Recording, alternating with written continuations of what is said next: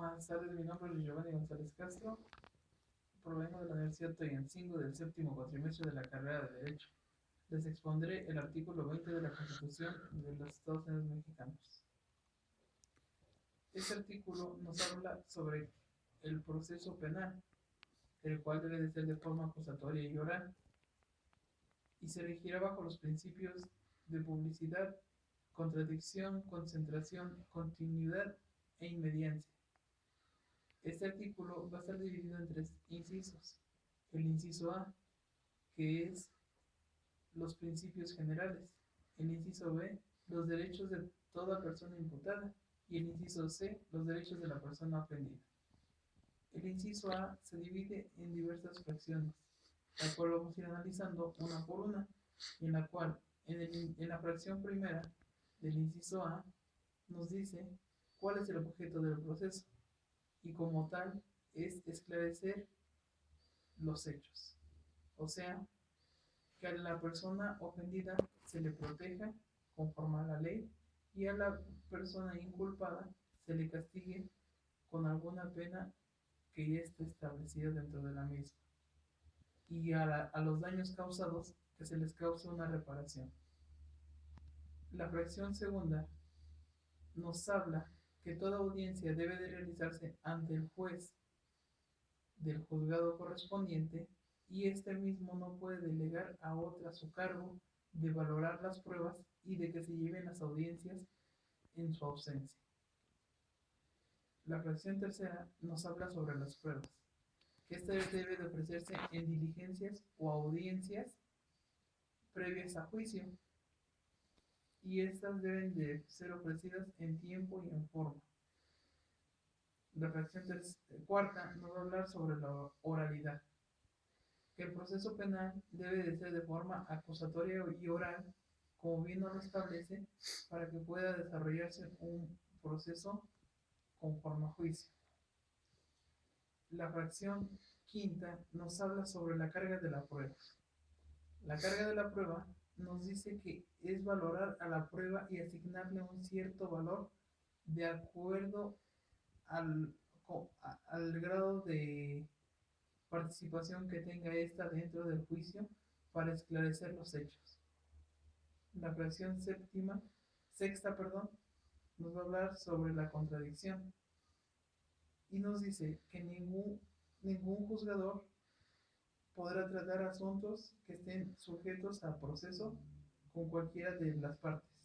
O sea que no puedes conocer a alguna de las partes y apoyarlas. La fracción séptima nos va a hablar sobre la terminación anticipada, o sea, que si el inculpado acepta los hechos, ahí va a quedar todo para darle una asignación más rápida a su sentencia y con esto poder reducirle la pena en su favor. La fracción octava nos va a hablar sobre la convicción judicial, o sea, que solamente se podrá dictar sentencia siempre y cuando el juez esté convencido.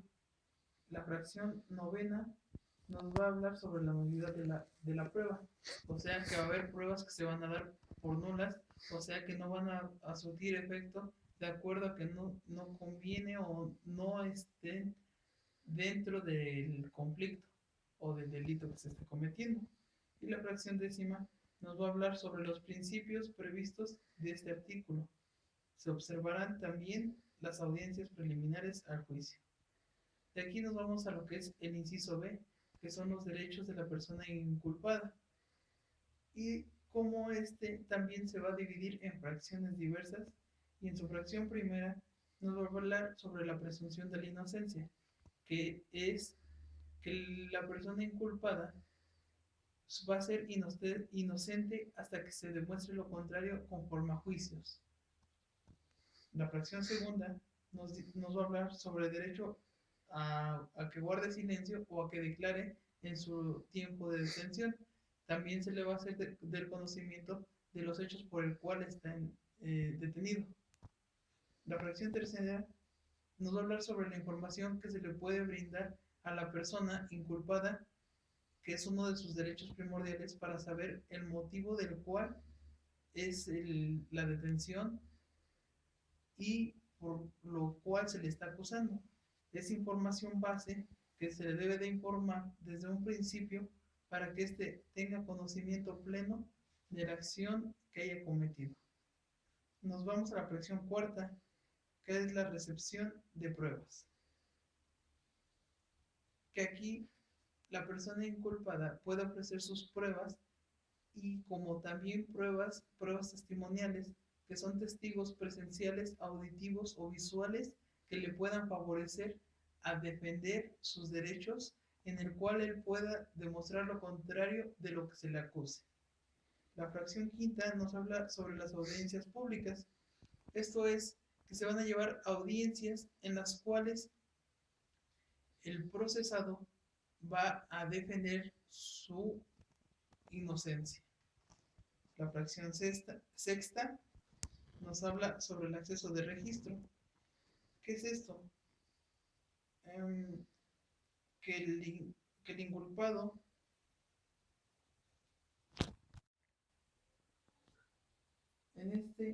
el acceso de registro será en donde al inculpado o al procesado se le facilitarán todo el tipo de información que solicite para estar más en conocimiento ahora sí, de lo acontecido en este proceso.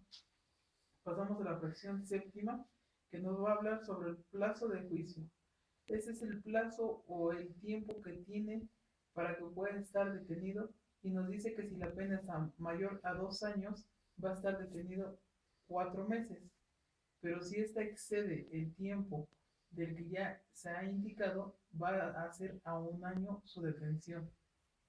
A la fracción octava nos habla que tiene derecho a una defensa para la cual él pueda defenderse prácticamente por medio de una persona que sería el defensor de oficio, o puede contratar a un defensor particular para que luche por sus derechos y lo pueda liberar conforme a lo que se lleve en proceso a juicio y en su convicción que se le dé al juez.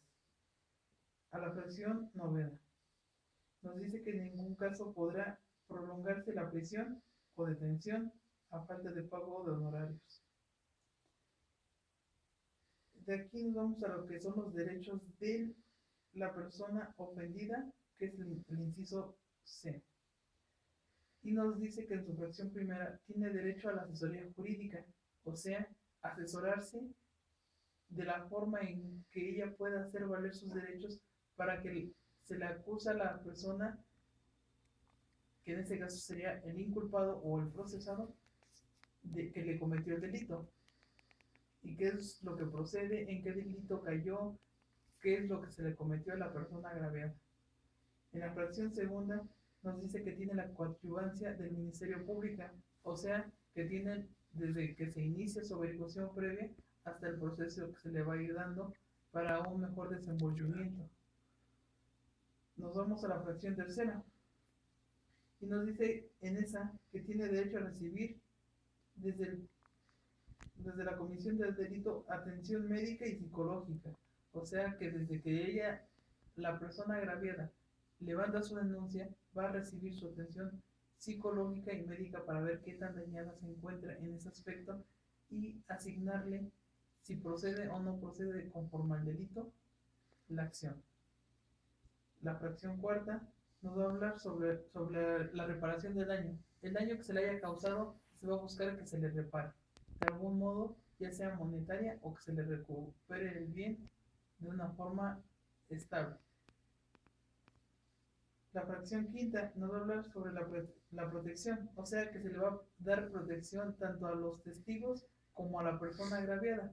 ¿Por qué? Porque hay delitos que ameritan a que la persona inculpada llegue a desquitarse o llegue a intentar matarlos de alguna u otra forma, y se les brinda este tipo de protecciones tanto a ambas partes, como a los testigos y a la parte agraviada.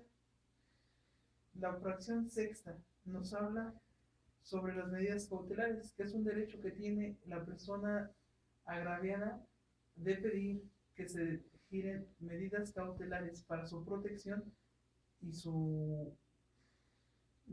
para que se siga desarrollando el proceso sin temor a que llegue a ser dañada más de lo que ya le haya sido causado con el daño. El artículo 7 nos habla sobre la impugnación.